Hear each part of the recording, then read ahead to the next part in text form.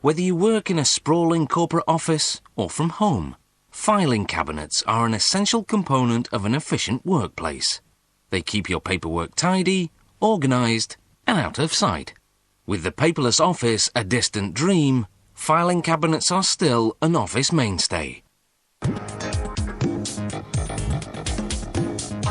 Filing cabinets begin their life as sheets of cold rolled steel, a thin type of metal that's easy to bend, weld, and paint. As the sheet comes off the roll, it goes through a straightening machine that removes the curve, then into a press, where dies punch out the shape of the specific part, complete with holes, slots, and embossments. A filing cabinet is made up of 60+ steel parts. For the top-selling models, the factory has dies specifically designed to punch out each part. But that's too costly a system for models that aren't mass-produced. So to make low-volume or custom-made filing cabinets, the factory uses this computer-controlled punching machine.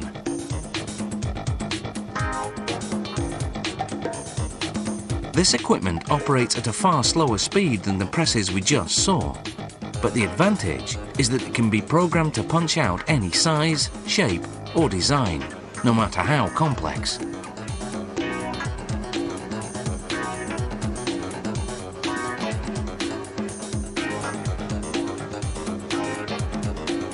Several filing cabinet parts are designed to be bent into shape. Workers do that manually, using a machine called a press brake. This particular part will become the top of the filing cabinet, with edges that have strong, tight corner seams.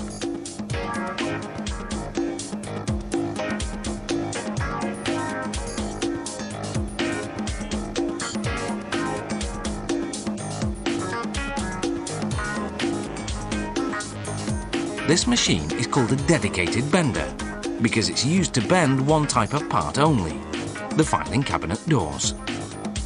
The factory produces doors in such large volume that it makes sense to design a specific machine to shape them.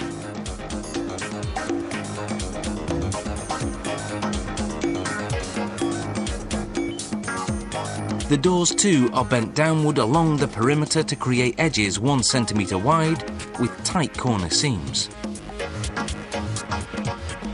The cabinet's base is welded from the same type of steel sheeting as the other parts.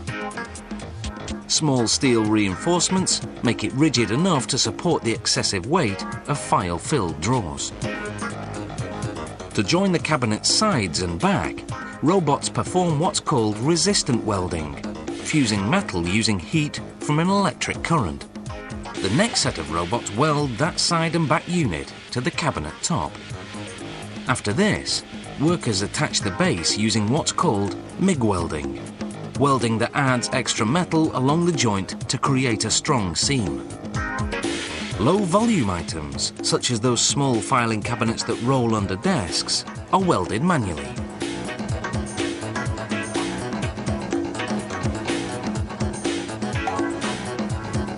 In the paint department, rotary atomizers envelop the filing cabinets in a mist of paint that contains a synthetic resin for durability. These atomizers lace the paint particles with a negative electrical charge. This draws the particles to a positive charge on the cabinets, creating a thorough and even coat. After 20 minutes in an oven to bake the paint, assembly can begin, with ball-bearing sliders on which the drawers will sit, tracks for the fold-down doors, and door stops so the drawers can't be pulled off their tracks. There's also a locking system that simultaneously bolts both sides of each door, rendering the files inside inaccessible.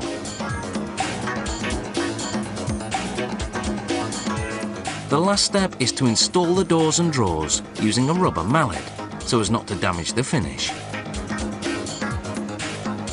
So the next time you think about throwing out the bulky filing cabinet, just remember, the paperless office was just a fantasy.